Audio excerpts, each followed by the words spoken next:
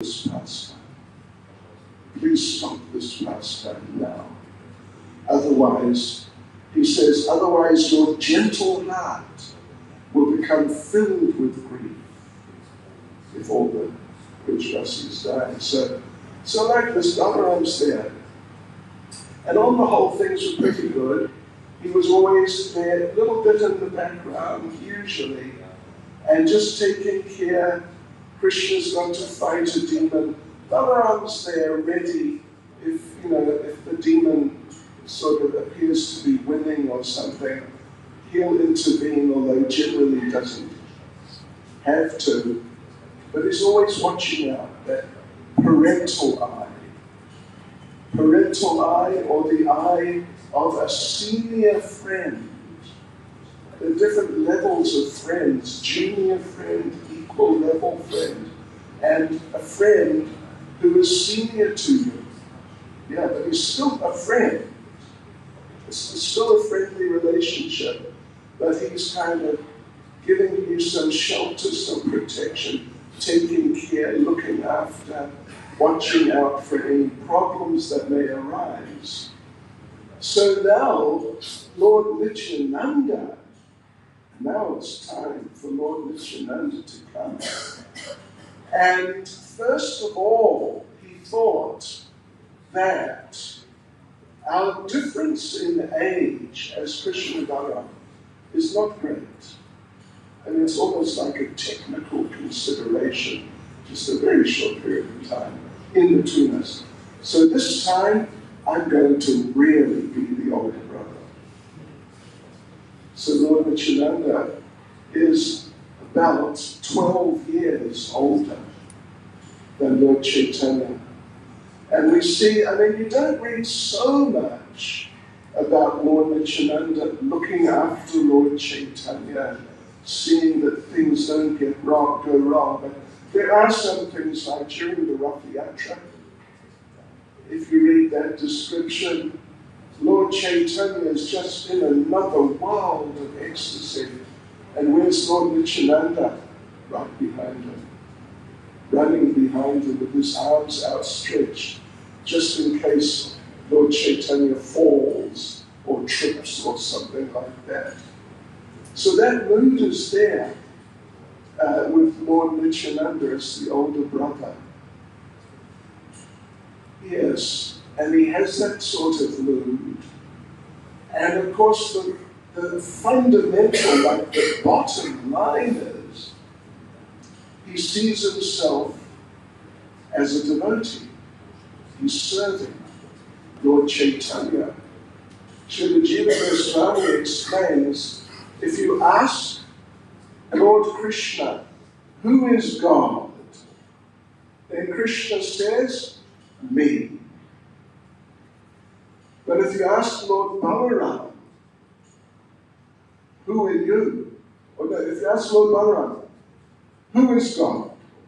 Now Balaram can say me, because he's the very first expansion. There's so many, and they're all considered God, different forms of the Lord. And he's the first one. But if you ask Lord Balaram, who is God? Balaram does not say me. He says Krishna. Krishna's God. Then if you ask Balaram, well, who are you then? Balaram will say, I'm a devotee of Krishna. I'm a servant of Krishna. That's who I am. So he has that very sort of rich, devotional mood of being a devotee, and a devotee whose particular service is, well, to do what he's told, but among other things, to take care and look after Lord Chaitanya. So, this is interesting. We should consider this, and just to get a sort of little deeper perspective on what that means, we can consider who is Lord Balaram. How does Lord Balaram serve Krishna. What does he do? He doesn't just go out herding the cows and, be ready to sort of take some action if Krishna gets into difficulty. That's there, but that's not the end of it. Jiva Goswami explains, well, first of all, Lord Balarama's first expansion, he is supporting the spiritual world. He's supporting Goloka. He expands as Sankarshan, then Vasudeva, Pradyumna, and Aniruddha in Goloka. In Goloka. The first quadruple expansion. They're in Goloka. Then as Sankarshan, Lord Balaram expands as Mahasankarshan, who's the main deity in Vaikuntha. And in this way, Vaikuntha is supported on the energy of Balaram, on the energy of Mahasankarshan. It's not that, Goloka or Vaikuntha, they're just sort of going on, but they're actually supported by the potencies of Balaram in one form or another. Then Balaram or Mahasankarshan expands as Mahavishnu, who expands as Garbhodakshay Vishnu, who expands as Kshirodakshay Vishnu, and they're the ones taking care of the material world. Mahavishnu is basically like the source of the whole thing. Garbhodakshay Vishnu is supporting, controlling each universe, and Kshirodakshay Vishnu is not just within the heart, he's within every atom. And, talk about being in control of a situation. If you're actually controlling every atom, you're really in control. But that's Vishnu. Ultimately means he's a form of Balaram. He's expanded from Balaram. Yeah, so there is some non-difference there. Then, when Krishna fights, Lord Balaram becomes his weapons. When Krishna ever fights, Balaram is his weapons. He is his friend, his brother. He is Krishna's bed, Krishna's fan, Krishna's house, would you believe? Krishna's clothes are forms of Balaram. Krishna's jewelry, his ornaments, they're all forms of Balaram. And Krishna's sitting places, asana, is a form of Balaram. Residence bed, throne, Krishna's shoes, his sandals, they're all forms of Balaram.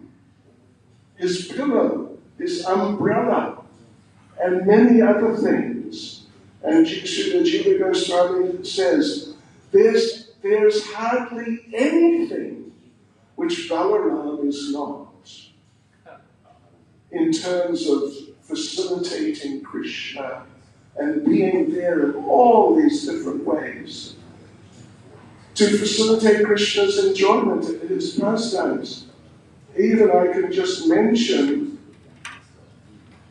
you've all seen, I think you're all from good Hindu backgrounds, so you've all seen the picture of little baby Krishna lying on a banyan leaf, which is floating, and Krishna sucking his toe. You know that one? You know that one? Well, there's a story behind that little story. There's Krishna sucking his toe. And devotee asks Krishna, why are you sucking your toe? And Krishna says, well, the thing is, so many of my devotees say my lotus feet are very sweet. And I just wanted to find out. Shri Shri Nitai Gauranga Ki Jai. Shri Shri Nityananda Ram Ki Jai. So he said, yes, I've heard so many of my devotees say my lotus feet are sweet. And I just wanted to find out. What are they really like? And Krishna said, and I can confirm they are very sweet. And Krishna floated away on the banyan leaf, continuing to suck his toe. Srila Jiva Goswami makes the point that the banyan leaf is Lord Balaram. The leaf, because he's facilitator, like mega, super duper facilitator of Krishna.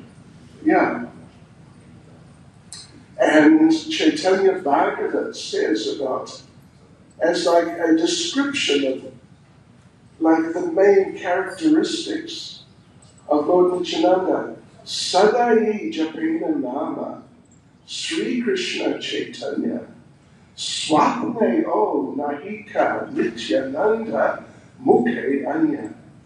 He constantly chanted the name Sri Krishna Chaitanya. Even in his dream, he would not speak anything else. So, yeah, that's nice. That's really nice. And Lord Nityananda, in this mood of being a servant of Lord Chaitanya, basically whatever Lord Chaitanya wants, he does. And he doesn't like really question him why, or are you sure, or something like that. He just does what he's asked. And Lord Chaitanya, of course, he is famous as Patitapava, the deliverer of the fallen. And Lord Nityananda, in his mood as being a servant of Lord Chaitanya, he accepted that mood of Patitapava. And like we see in the story of Jagai and Madai, again, you all know the story inside out, I'm sure. But Madai attacked Lord Nityananda. Well, actually, there were two incidents where Nityananda sort of interacted with them, or there was some contact with Jagai and Madai, and they, at least one time, they chased Lord Nityananda and Haridas Thakur. And of course, Haridas Thakur is older. He's like Advaita Acharya's age. Advaita Acharya was approximately 50 years older than Lord Chaitanya. So Haridas Thakur, not a young man at all. And they have to run from Jagai and Madai, who are just, if they caught them, they would have, tried to kill them. But they managed to escape because Jagai and Madai were just too drunk and just too bewildered to know really what was going on. So they escaped. And Haridas Thakur went to Advaita Acharya. You may have read it. And he complained. He said, our Lord Chaitanya has sent me out with a very restless person. That's Nityananda. He says to me, I will go in this direction. In what direction will you go? He swims in the crocodile-infested, monsoon-swollen Ganga to catch the crocodiles. I stand on the banks calling to him, higher, higher. And he happily floats down the Ganges. While he's floating, he sees a boy on the riverbank, and he insults the boy. And the boy's parents come and chase me. And it's Tugboat, because he's on the bank. Yeah. When the boy's mother and father come with sticks in their hands, I have to grasp their feet and beg them to go. He steals butter and yogurt from a milkman and then runs. And the milkman, seeing me, grabs me to give me a beating. What he does has no logic. Seeing a young girl, he says to her, will you marry me? Very wrong. Climbing an ox, he shouts, "Ma!"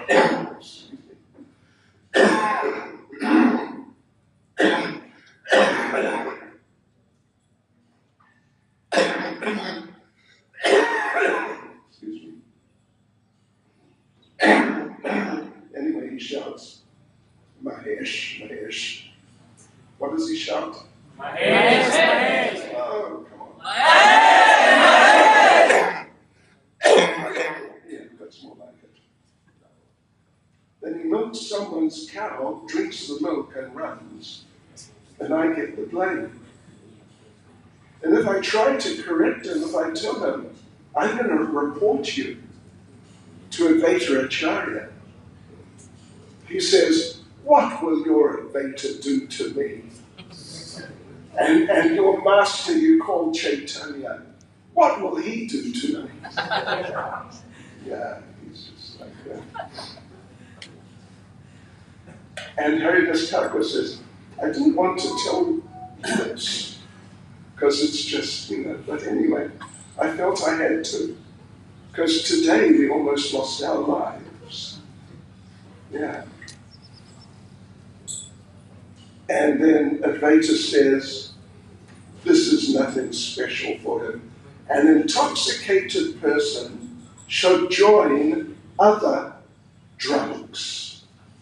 And he is drunk with love of God. So let him join those two. And then, so Haridas Thakur is kind of taken aback. We'll bring these two drunks with them and dance with them here and have them mingle with all the other Vaishnavas. And of course, that's what happened. You know the story. You may have noted that it says there that the Lord has no blood. Lord Chaitanya came calling out, Chakra, Chakra. Then people will understand you're really Patita Papa. And you'll become, and that's what he did. Lord Chaitanya accepted the two of them, but via Lord Nityananda, and Lord Nityananda really sort of kept in touch with them more, like Madai. After that whole incident, and being accepted as one of the devotees and taking part in kirtans with the devotees, and all the devotees being very nice to him, and was very accepting, and just forgetting about the past. But Madai still felt really bad. He really felt extremely bad that I caused pain to this transcendental body of this most amazing Lord, most merciful Lord Nityananda. I caused pain. I caused his blood to flow. What sort of degraded demon am I? And he thought, I'm too degraded, actually. they may have forgiven me, but he didn't feel like he'd been forgiven. He still felt like a burden of responsibility.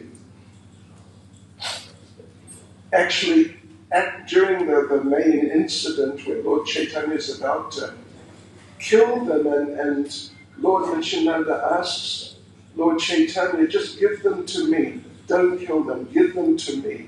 I'll take care of them. And Lord Chaitanya told Lord Nityananda, if you really forgive this Madai, then embrace him. And then your forgiveness will bear fruit. So Lord Nityananda tightly embraced Madai. And in this way, Madai became completely free of material bondage. And by the touch, by Lord Nityananda's touch, Madai attained all spiritual potency. But if you look in Chaitanya Bhagavat, it's too long really to read the whole thing. But Madai, after all this, still feeling very bad, and still feeling he has to do more to really be forgiven and to really be properly corrected, Madai approached Lord Nityananda. And there's, I think it's a whole chapter, Madai's prayers to Lord Nityananda, in which he's describing how degraded he is and how merciful Lord Nityananda is. And here's just a couple of things from there. This is Madai offering prayers to Lord Nityananda. Your blissful body is very soft. Lord Krishna enjoys pastimes of sleeping on your body, but I attacked your graceful body. No one is more cruel or sinful than I. Goddess Parvati and Lord Shiva's 900 million maidservants worship your transcendental body. By remembering your transcendental body, one becomes free from the bonds of material life. But I made blood flow from that transcendental body. By serving your body, King Chitraketu easily became the first of Vaishnavas. But I, a great sinner, attacked the body countless universes meditate on. When he just insulted you, Krishna's brother-in-law Rukmi had to give up his life. Although he was supposed to live as long as Lord Brahma, Romaharshana Sutta found his long life burned to ashes when he didn't rise upon seeing you. These are some of his prayers. Have a look through, it's really nice. And I could have read them all. There's a benediction at the end. Anyone who hears or recites the prayers of Madai will get the mercy of Lord Chaitanya and Lord Nityananda. Anyway, you heard a few of the prayers. Really nice. So therefore, Srila Bhaktivinoda Thakur makes a comment that because in this particular instance, well, there's a sort of a background. That demon who Lord Ram might kill, Lord Krishna might, not in all cases, but might spare his life. And that demon who Lord Krishna would kill, Lord Chaitanya would spare his life.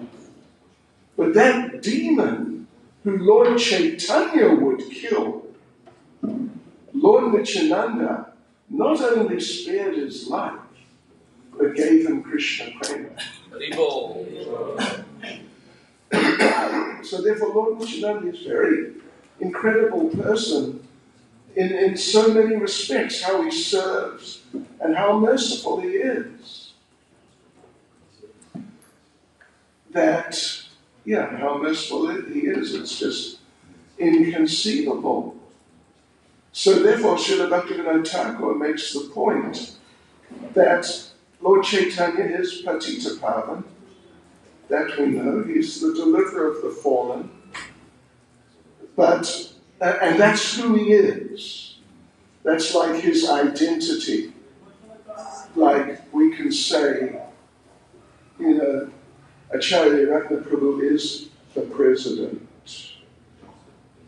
He's the president. And he's a brahmachari. These are his identity, in a sense, as a devotee. So Lord Chaitanya, his identity in that sense is he's Patita Pavan. Someone else may say, I'm a doctor, I'm a lawyer, I'm an engineer, I'm this, I'm that. Lord Chaitanya is Patita Pavan. That's what he does. That's what he does. I mean, we often ask people, what do you do? Means, what's your occupation? Well, that's what Lord Chaitanya's occupation is. He's Patita Pavan. But Lord Nityananda, because he's a devotee of Lord Chaitanya, and, you know, they're the 6 symptoms of surrender, one of which is to accept, like, the mission of the Lord, to make it your mission. Yes, to accept the mission of the Lord as your mission. And that's what Lord Nityananda did. But particularly in this particular case with Jagai and Madai, Lord Chaitanya was about to kill them. Lord Nityananda saved them. If Lord Nityananda had not saved them, if he hadn't stepped in between Lord Chaitanya and them, they would have been finished, cut to pieces by the Sudarshan Chakra. So therefore, Srila Bhaktivinoda Thakur makes the point that actually Lord Nityananda has accepted that identity of Patita Pavan even more than Lord Chaitanya has, because Lord Chaitanya was prepared to kill them. So therefore, an interesting point, he says, that therefore Lord Nityananda is more one with Lord Chaitanya than Lord Chaitanya is one with himself. It's a little abstract, but I think you get the idea that he's accepted the mission as a devotee. He's accepted the mission of his Lord. And at least, you know, in that situation it appears, he's accepted the Lord's mission as his mission, arguably, more than Lord Chaitanya has. In a sense, I mean, this is all sort of transcendental, psychology, you could say. So Lord Nityananda, he is famous for being very merciful. That's a great classic example. There are other examples of his extreme mercy upon people who wanted to kill him and, you know, just really like super horrible people. But he was merciful to them. But then also, Lord Nityananda is famous for being, you might say, like a transcendental character. He is, he kind of easily pleased and easily displeased to some degree. We see in the story with Shivananda Sen, they're all on their way to Jagannath Puri. Shivananda Sen is the manager of the whole group. He has to make all arrangements for the travel and prasadam and crossing the rivers, and it's a big managerial job. And one day, somehow, Lord Nityananda did not get his prasadam. And that's a problem. Not because Shivananda Sen was sleeping or, just fooling around or something. He was just too busy dealing with some government taxation people or some people like that. So he came to apologize to Lord Nityananda, and what did Lord Nityananda do? He kicked him. He kicked him. And Shivananda Sen's wife complained to Shivananda Sen, you're doing so much, and you're doing so much for him. And he kicks you. She didn't appreciate it. And Shivananda Sen said, just be quiet, you stupid fool. That was his mercy. He gave me his mercy. And he took it as a great blessing. He got kicked by the Lord. So Lord Nityananda, he's a transcendental character. And sometimes so are his brothers. Let me just have a look at something in that regard. So, this Chaitanya Bhagavad Vrindavan Das Thakur is speaking that those who wish to cross the ocean of material existence and drown in the ocean of devotional service must worship Lord Nityananda. Someone said, Nityananda is just like Balaram. Another person said, he is most dear to Sri Chaitanya. Someone may consider Nityananda a sannyasi, someone may consider him a devotee, and someone may consider him a jnani. They can say whatever they like. Even if Nityananda was a most insignificant servant of Lord Chaitanya, still I would keep his lotus feet in my heart. Therefore, I kick the head of any sinful person who disregards the glories of Lord Nityananda and dares to criticize him. So if you read, I remember first time I read Chaitanya Bhagavad many years, like 30 years ago, or more than 30 years ago, like 35 years ago. And I came across this sort of statement, I will kick them in the heads. And I thought, what? This is a bit different from Chaitanya Charity. And then you get it a few times. There are a few times Vrindavan Das Thakur just really gets into it like that. And, it sounds like he's a bit violent or an aggressive type of person.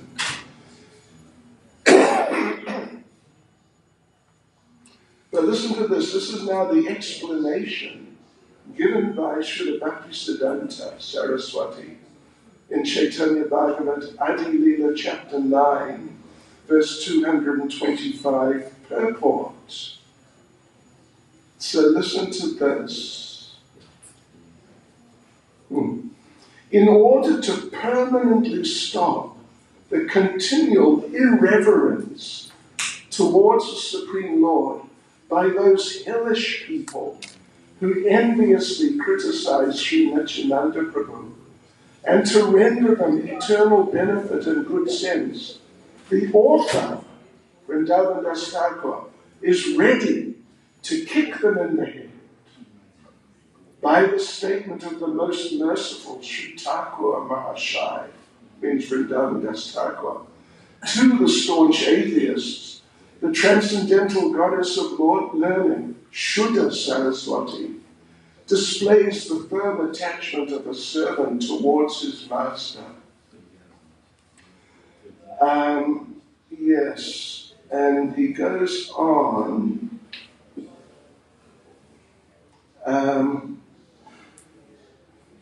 So he goes on to say, while Srila Thakur Vrindavan, who's a Vaishnavacharya, the direct incarnation of Vyasa and servant of Sri Nityananda.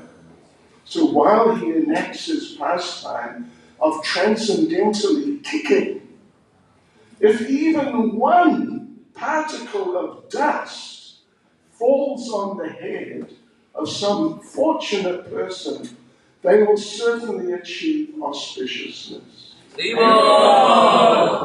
other words, their anathema-vritti, or freedom from unwanted things, is guaranteed. The exhibition of such great compassion by Vrindavan Thakur, or the Lord, is beyond the imagination or intelligence of the foolish non-devotees, who cannot discriminate between what is favorable and what is unfavorable for their own welfare. So there you go. But anyway, leave the kicking in the head to Vrindavan Thakur. Let's not do it ourselves. Because, if a particle of dust from one of our feet goes on someone's head, I don't know. Maybe they should just take a bath. But yeah, that's interesting. I found that really interesting.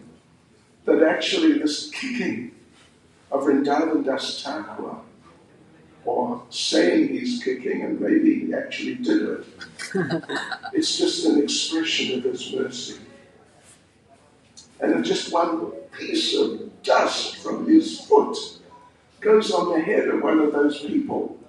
They're on their way back to Godhead. So yeah, Lord Nityananda, one could there's many incidents in which he shows his extraordinary, some might say eccentricities, or just, like very unusual and what would not really be considered socially acceptable activities. In fact, yeah, like, during the pastimes of Lord Chaitanya, Lord Nityananda, the nocturnal kirtans, one night, just as in the earlier stages of the kirtan, the earlier stages of the evening, Srivas, whose place it is, saw his wife was emotional. And he asked her, what happened, what's wrong? And she said, one of our sons just died. And Srivas told her, just don't show any emotion.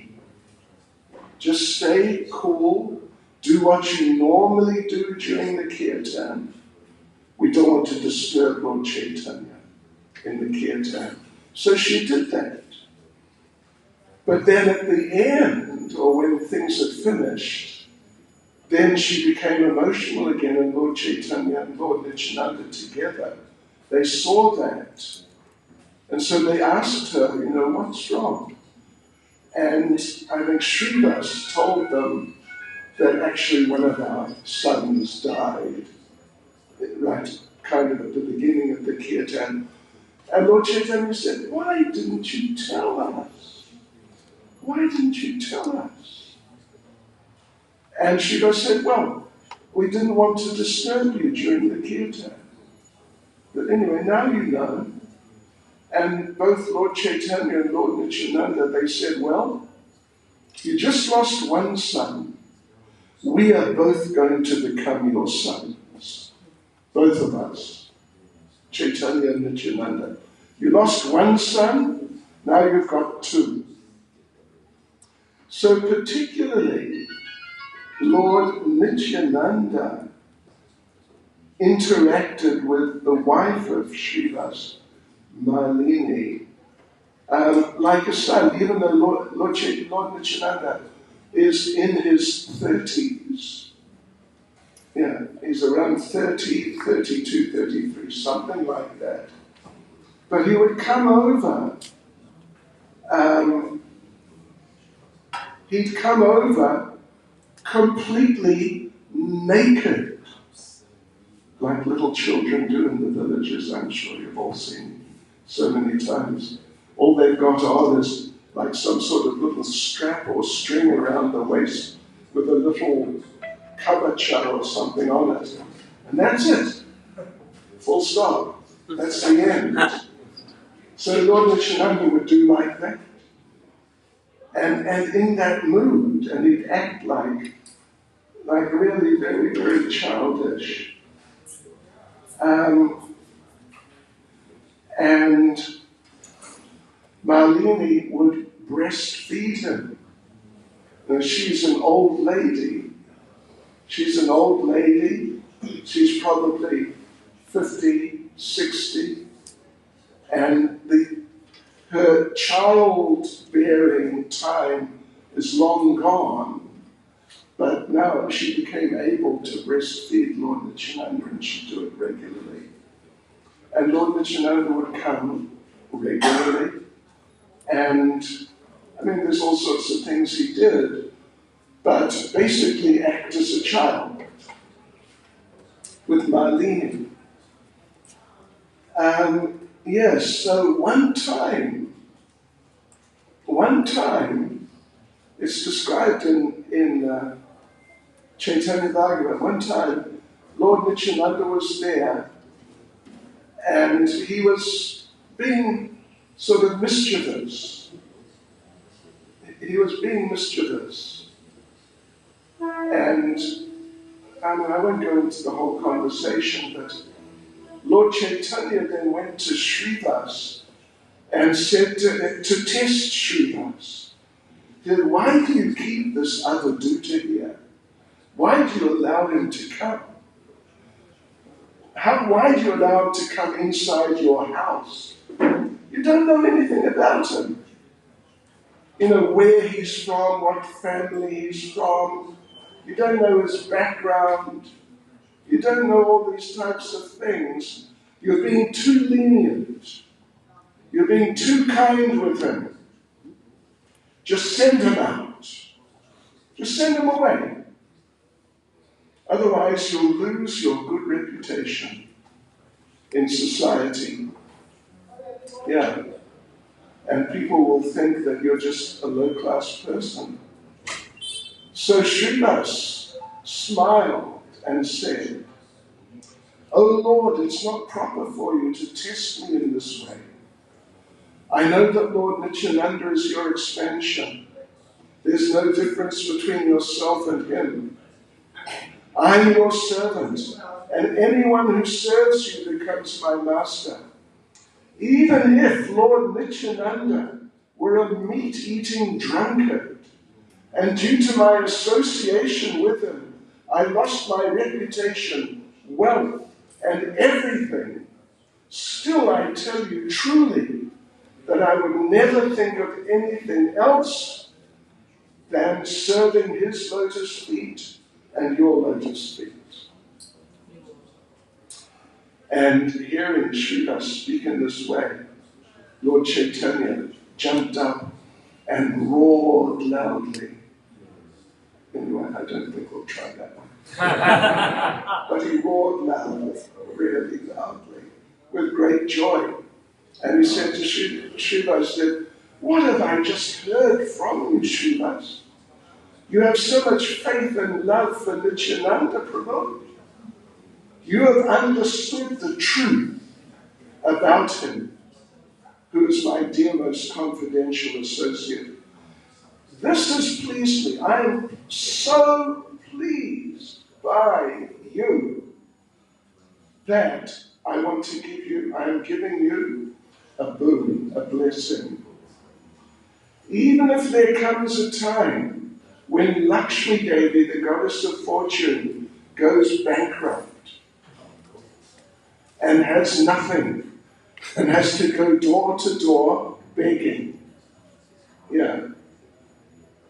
Even if she's forced to wander about with a begging bowl, still your house will never know poverty. Everyone in your house, including your dogs and cats, will find complete shelter in my devotional service. Therefore I leave Lord Nityananda in your care so that you can look after him and serve him properly." Krishna, Krishna. It's pretty amazing.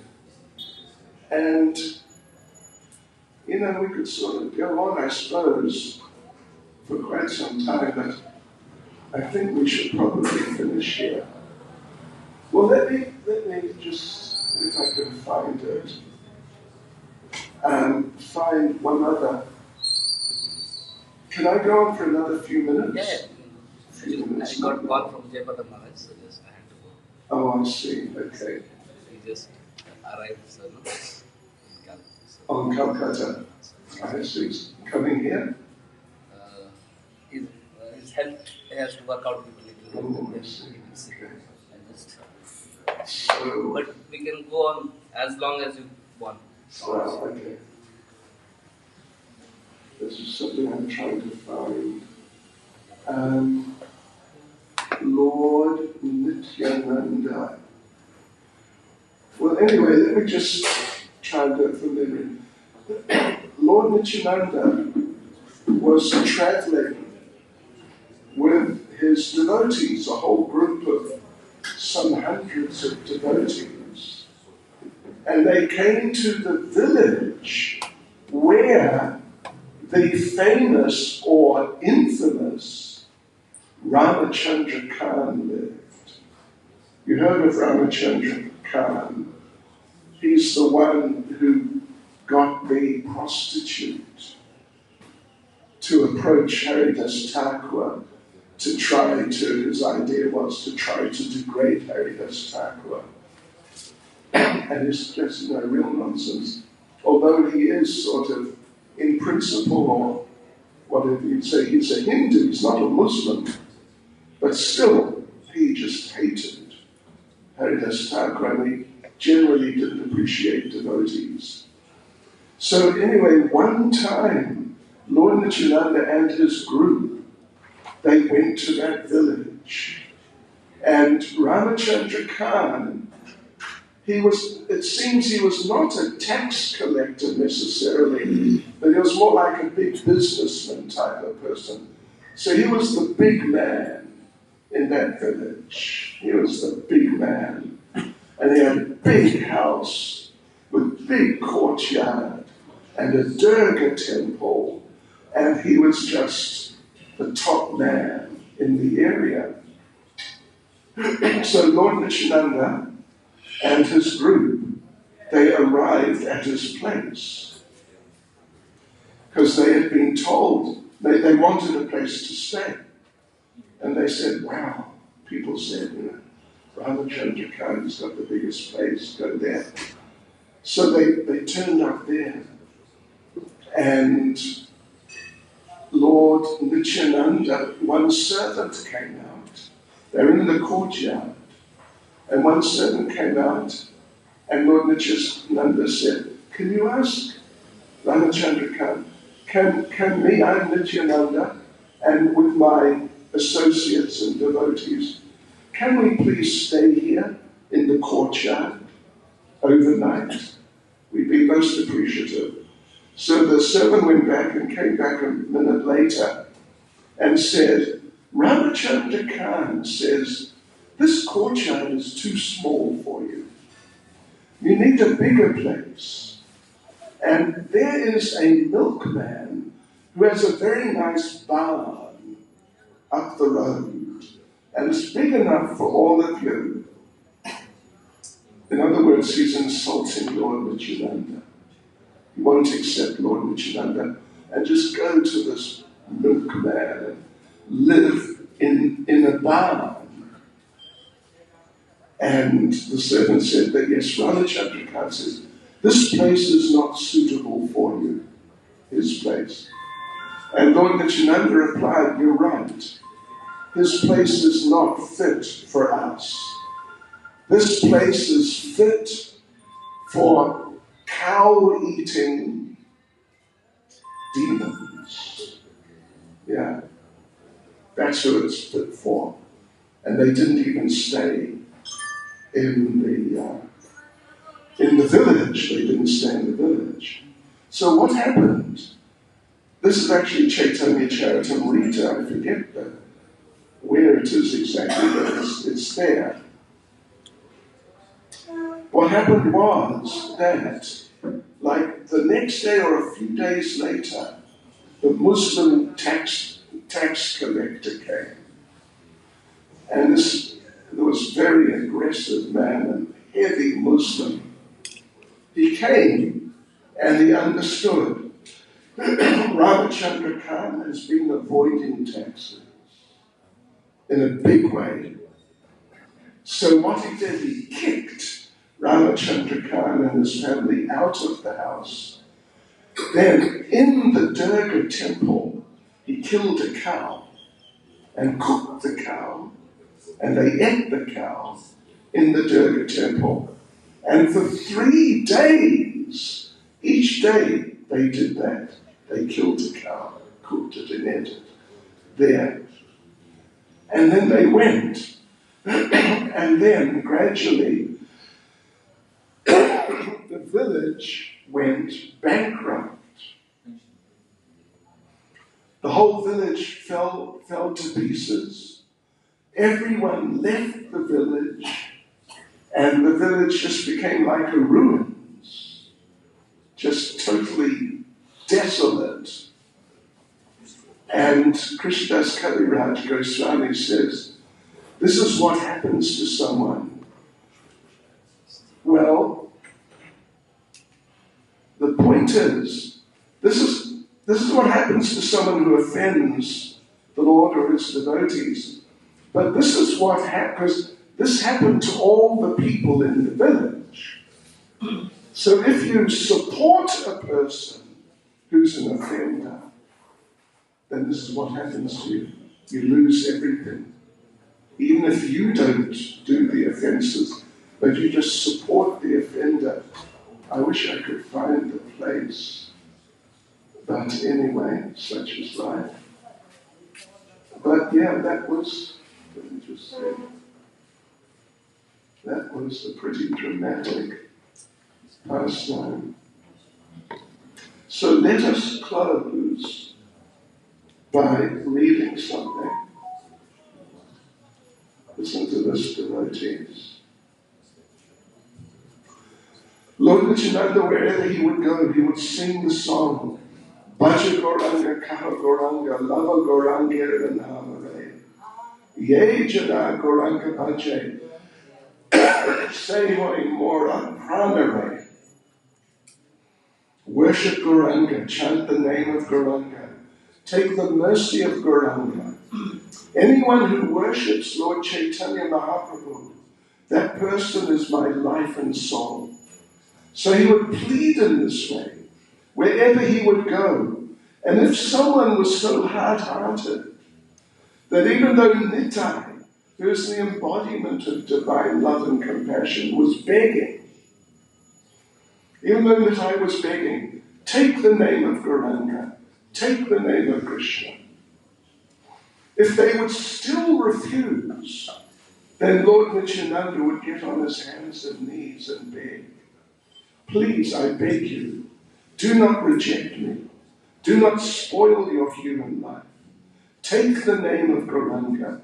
Worship Gauranga. If they would still refuse, Lord Nityananda would prostrate himself on the ground, rolling in the dust, touching their feet, and plead with them with tears in his eyes, saying, do not spoil your human life. I beg you, I plead with you, I'll do anything. I'll eternally be your servant, but please chant the holy names. In this way, there's never been any incarnation of God who has ever manifested such mercy. Hare Krishna. Sri Nityananda Prabhu Ki Jai. Sri Nityananda Prabhu Ki Jai. Sri Nityananda Prabhu Ki Jai. God bring Any questions? Oh, okay. One more. Anybody has any questions? And here is the opportunity to